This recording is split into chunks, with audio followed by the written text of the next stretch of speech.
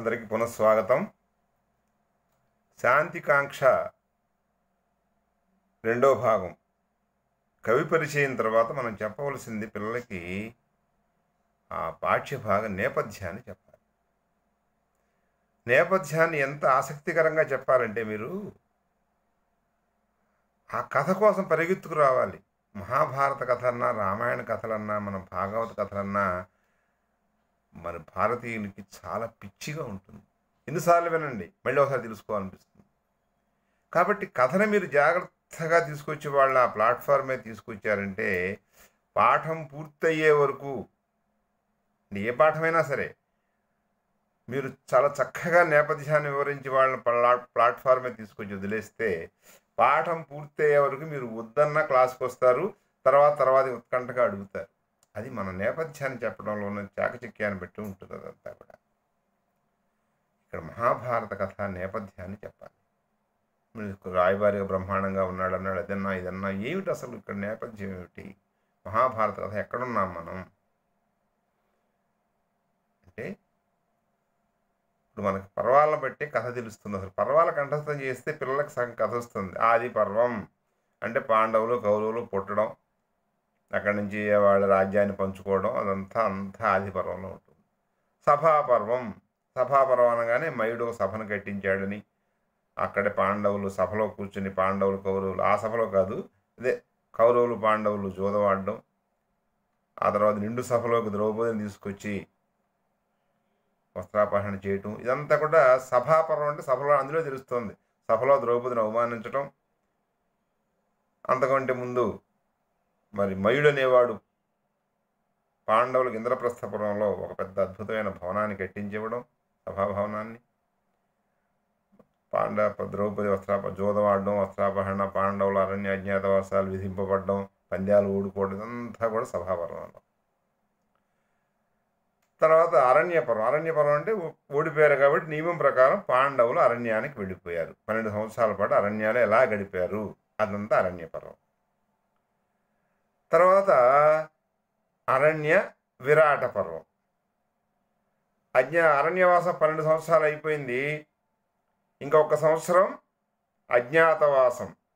అంటే కౌరవులకు తెలియకుండా వీళ్ళు అజ్ఞాతంలో ఉండాలి. వాళ్ళకి తెలియకుండా సంవత్సరం పాటు కాలం గడపాలి పాండవులు. ఆ 5గురిలో ద్రౌపదిలో ఏ ఒక్కరు కౌరవులకు తెలిసినా మళ్ళీ 12 సంవత్సరాలు అరణ్యవాసం, మళ్ళీ ఒక సంవత్సరం అజ్ఞాతవాసం. అది పందెం నియమం. పందెం వేసుకున్నారు కదా, మరి ఆ పందెం అలాగే ఉంది నియమం.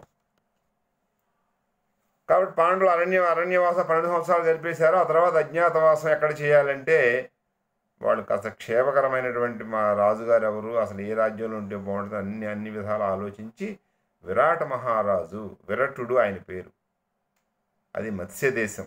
ఆ మత్స్యదేశాన్ని పరిపాలిస్తున్న విరాట మహారాజు యొక్క కులుబులో వీళ్ళు ఒక సంవత్సరం కాలం గడపడానికి నిశ్చయించుకున్నారు పాండవులు.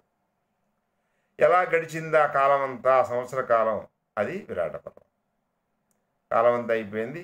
సక్సెస్ఫుల్గా అంటే విజయవంతంగా అజ్ఞాతవాసాన్ని ముగించారు పాండవులు.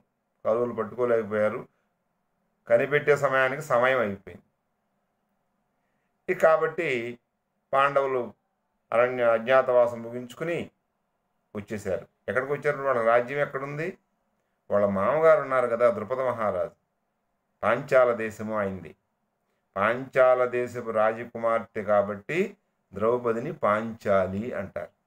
అంతేకాని సాధారణంగా పాంచ్ అంటే 5, ఆలి అంటే భార్య, పాంచాలి అంటే 5 భార్య కాబట్టి ద్రౌపది అని పాపం ఊరికి చెబుతూ ఉంటారు కొంతమంది. అది తప్పు. పాంచ్ ఆలి అవన్నీ అసలు ఆ తప్పు పదాలు, అలా విడదీయకూడదు. పాంచాల దేశపు రాజకుమార్తె కాబట్టి పాంచాలి. విదేహ దేశపు రాజకుమార్తె కాబట్టి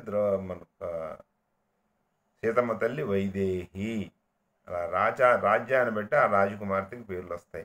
అలాగే పాంచాల దేశపు రాజకుమార్తె కాబట్టి ద్రౌపదికి పాంచాలి అని పేరు. ఆ ద్రుపద మహారాజు రాజ్యంలో చాలా నగరాలు ఉన్నాయి. అందులో ఉపప్లావ్యం అని ఒక నగరం ఉంది. ఆ ఉపప్లావ్య నగరం ఈ కౌరవుల హస్తినాపురానికి దగ్గరగా కూడా ఉంటుంది. అంటే పాంచాలని జమించుకు పంజాబ్ ఇప్పుడు ప్రస్తుత పరిస్థితిలో, మరి ఢిల్లీకి దగ్గరగానే ఉంటుంది కదా. అందులో ఉపప్లావ్యం అనే నగరం ఈ హస్తినాపురానికి దగ్గరగా ఉంటుంది. అక్కడ చేరారు పాండవులు. చేరిన తర్వాత ఇప్పుడు ఉద్యోగ పర్వం ప్రారంభమైంది. ఉద్యోగం అంటే ఏంటి? మనం ఇప్పుడు అనుకునేది ఉద్యోగం అంటే జాబ్, ఇది కాదు. ఉద్యోగం అంటే ప్రయత్నము. ఇక్కడి నుంచి ప్రయత్నాలు ప్రారంభమయ్యాయి. పెదనాన్నగారు, మేము అజ్ఞాతవాసాలు ముగించుకొచ్చాం, ఇంకా మా రాజ్యం మాకివ్వండి అని పాండవుల ప్రయత్నం. చెప్పాలి కదా ఒకటి. ఆయన ధృతరాష్ట్రుడు ఏదో రకంగా పాండవులకు రాజ్యం ఇవ్వకుండా వాళ్ళని నచ్చజెప్పే ప్రయత్నం అయింది. రకరకాల మధ్యలో 2-3 రాయబారాలు జరిగాయి. ఇంకా ఉద్దేశాలు తెలిసిపోయాయి. అప్పటికే వీళ్ళు కౌరవులు పాండవులు కూడా సైన్యాన్ని సమీకరించుకుంటున్నారు. దుర్యోధనుడి సంగతి తెలుసు కదా, వాడు ఏది ఇవ్వడు, అలాంటి పంచడు, వాడికే కావాలి రాజ్యం. ఏమాత్రం ఇచ్చే పరిస్థితి కనపడలేదు. ఏది కనపడకపోతే ఏమవుతుంది? మరి మన దాన్ని మనకు రావాలంటే మరి కాస్త కోర్టుకి వెళ్ళి, ఇప్పుడు అలా చేస్తారు కదా, ఆస్తులు అసలు రాదు కోర్టులకు వెళ్తారు. ఇప్పుడు కోర్టులు కాదు, గొడవలు, యుద్ధం చేయాలి. పెద్దల మాటలు విండ కదా వాడు. మరి ఎవరో మధ్యవర్తులను పెట్టి ఎరా నాయన అని దుర్యోధనుడికి చెప్పినా వాడు ఆ పెద్దల మాటలు వినే రకం కాదు. నేనే అన్నీ నాకే తెలుసు, నాకు వాళ్ళు చెప్పక్కర్లేదు అంటాడు. వాడితో ఎలాగా మరి మూర్ఖుడితోటి? అలాంటి వాడితో తీయాలని యుద్ధమే తప్పని పరిస్థితి. యుద్ధ పరిస్థితులు వచ్చేసాయి. చివరి ప్రయత్నంగా యుద్ధాన్ని ఎలాగైనా సరే తప్పించాలి, యుద్ధం లేకుండా హాయిగా కలిసి ఉండే మార్గం కావాలని ధర్మరాజు ఆశ, ఆయన ఆకాంక్ష, ఆయన కాంక్ష. అదే మన పాఠం. శాంతి కాముకుడు ధర్మరాజు. శాంతి కావాలి అంటాడు. ఆయనకు అజాత శత్రువు అని పేరు. శత్రువులు లేరట, శత్రువులు పుట్టలేదట ఆయనకి. మీరు అనొచ్చు అదేమిటంటే దుర్యోధనుడు శత్రువే కదా అని. దుర్యోధనుడు ధర్మరాజుని శత్రువుగా భావిస్తున్నాడు, కానీ ధర్మరాజు ఇప్పుడు కూడా దుర్యోధనుడి శత్రువుగా అనుకోవటం లేదు. వాడు నా మిత్రుడే అనుకుంటున్నాడు. ఎవరిని శత్రుభావంతో చూడడు ధర్మరాజు. అందుకే ఆయన ధర్మరాజు.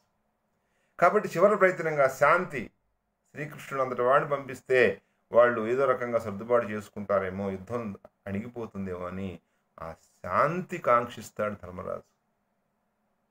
అతని మాటలు వింటుంటే అయ్యో ఈ మాత్రం అన్నా దుర్యోధనుడు చేయడా?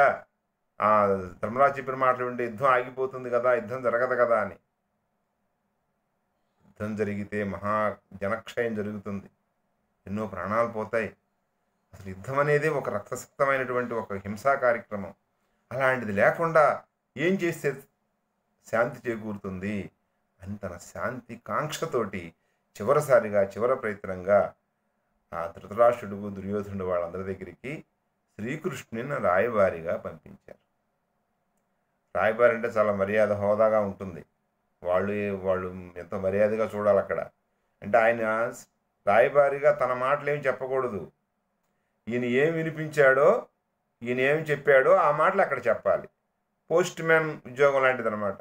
పోస్ట్ మ్యాన్ మన ఇంటికి వచ్చాడు, ఉత్తరం ఇచ్చి ఆయన చదవమంటే ఉత్తరం చదవడమే, కానీ ఆయన ఉద్దేశాలు కలిపి నా దేశం ఇదండి, మీ అబ్బాయి ఇలాగండి అతనేం మాట్లాడ్డు కదా. కానీ ఇలాంటి మాటలే చెప్పాలి. శ్రీకృష్ణుడు, పాండవులందరూ కూడా ధర్మరాజు, భీముడు, అర్జునుడు, నకులుడు, సహదేవుడు, ఆ తర్వాత ద్రౌపదీదేవి అందరూ కూడా వాళ్ళ అభిప్రాయాలను చెప్పారు. ఏం చెప్పారంటే, ముందు ధర్మరాజు శాంతిని కాంక్షించాడు కాబట్టి వాళ్ళ మనస్సులో ఎలా ఉన్నా వాళ్ళు కూడా శాంతి కాంక్షతోటే రాయబారని చెప్పారు. ఈయన వెళ్ళి అదే మాట చెప్పకుండా కృష్ణుడు ఏం చెప్పాలో చెప్పాడు. దుర్యోధనుడు మూర్ఖుడు, వింటలేదు మాట. భగవంతుడు ప్రయత్నాలు చేస్తాడు మూర్ఖుడిని మార్చడానికి. ముందు మంచి మాటలు చెప్తాడు, ఆ తర్వాత ఇంకెవరితోన్నా వాడికి సరే బాగా ఆత్మీయులతో చెప్పిస్తాడు. ఇంకా వినకపోతే తొక్క తీస్తాడు. ఇప్పుడు దుర్యోధనుడికి తొక్క తీయవలసిన పరిస్థితి వచ్చింది వాడికి. స్వామి అక్కడ రాయబారం కుదిరిస్తే వాడు వినటం లేనప్పుడు ఏం చేస్తాడు? కాబట్టి అక్కడికి వెళ్ళి ఆయన ఎలా చేశాడో రేపు తర్వాత తెలుస్తుంది. కానీ ముందు మాత్రం మన పాఠంలో ఆ రాయబారిగా వెళ్ళేటప్పుడు ధర్మరాజు మాటలో ఎంత శాంతి కాంక్ష కనిపిస్తోందో, అతని హృదయం అంతా మండిపోతుంది. అసలు పాండవులకి ఎన్ని అవమానాలు చేశారు వాళ్ళు, అన్నిటినీ సహించాడు. అది సహించడం అనేది చేతకాంతనం కాదు, అది గొప్పతనం. ఆయన అవమానాలు చేసి ఇంత శక్తి కలిగి ఉండి, కౌరవుల కంటే ఎన్నో రెట్లు బలవంతులై ఉండి, శ్రీకృష్ణ పరమాత్ముడు లాంటి వాడు ఒక మహానుభావుని యొక్క సహాయకారులై ఉండి, ఆయన సహాయంగా ఉండి ఇన్నున్నా సరే మాకు శాంతి కావాలనడం అనేది అది గొప్పతనం. అలాంటి గొప్పతనాన్ని తిక్కన గారు చెప్పిందే కదా, మరి అంతా ధర్మరాజు చెప్పాడు, కృష్ణుడు చెప్పాడు, మనం చూడలేదు. సంస్కృత మహాభారతం కంటే కూడా తిక్కన గారు ఆ రాయబార ఘట్టాన్ని అద్భుతంగా నడిపారు. ఎలా నడిపారో మరి పాఠంలో మనం చూద్దాం.